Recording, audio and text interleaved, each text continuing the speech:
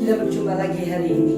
Saya diingatkan Amsal 28 ayat 14 berkata begini, berbahagialah orang yang senantiasa takut akan Tuhan, tapi orang yang mengeraskan hatinya akan jatuh dalam malapetaka. Nah, saudara, ketika saudara dan saya takut akan Tuhan, maka kita akan melakukan firman-Nya. Maka kita akan memberikan hati kita, menghormati Dia. Orang yang takut akan Tuhan itu nomor satu adalah menghormati Tuhan.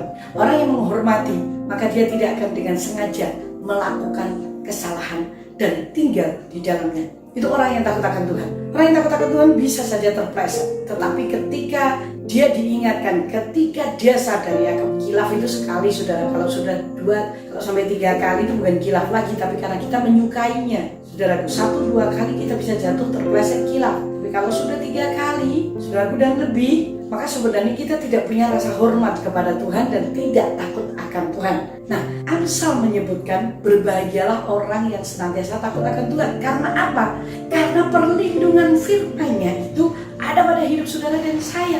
Itu yang membuat kita itu berbahagia. Bukan karena kita duit banyak ataupun kita mempunyai satu janji, mungkin dapat warisan atau benda. Orang yang dilindungi dengan firman, dia akan berbahagia. Dikatakan bahwa firman Tuhan itu hidup, firman Tuhan itu kuat, firman Tuhan itu lebih tajam dari pedang bermata 2. Dia menopang segala yang ada ini dengan firman-Nya yang penuh dengan kekuasaan.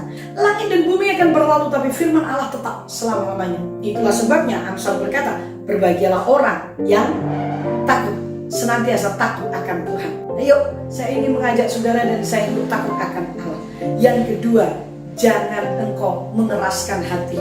Saudaraku, mengeraskan hati ini begedek, istilahnya bahasa Jawanya, tidak mau peduli. Dia tetap pada prinsipnya sendiri, tidak mau bertahan seperti apa yang firman Tuhan katakan. Nah, orang yang mengeraskan hati, dia akan kena malapetaka, dia akan jatuh dalam malapetaka.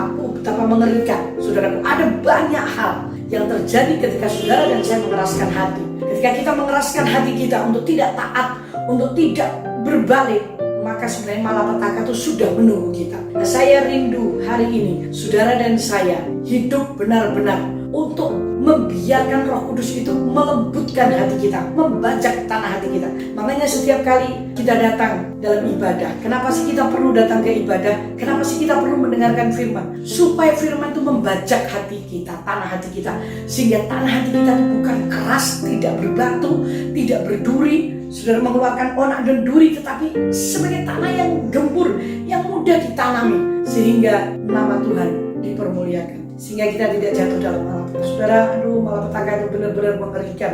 Kita mungkin, saya bisa menjaga hidup saya. Saudaraku, kalau namanya malapetaka itu sewaktu-waktu bisa menunggu saudara dan saya. Tetapi dengan baik-baik, selama saudara dan saya takut akan Tuhan, maka firman-Nya melindungi hidup saudara dan saya. Saya percaya kita dibangun kembali, kita dikuatkan kembali, kita diingatkan kembali.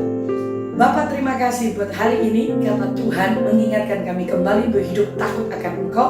Takut akan Engkau itu mendatangkan damai sejahtera. Tuhan, bahkan firman mulai menjadi jaminan. Semua berubah tapi firman tidak berubah. Ajar kami untuk merelakan hati kami untuk Kau bajak, sehingga benar-benar hidup kami diubahkan, sehingga benar-benar hidup kami bagaikan tanah yang gembur yang ditanami dan tanaman itu bertumbuh dan menghasilkan buah, sehingga nama-Mu dipermuliakan. Terima kasih buat hari ini dalam nama Yesus. Amin. Sampai berjumpa. Tuhan memberkati. Shalom.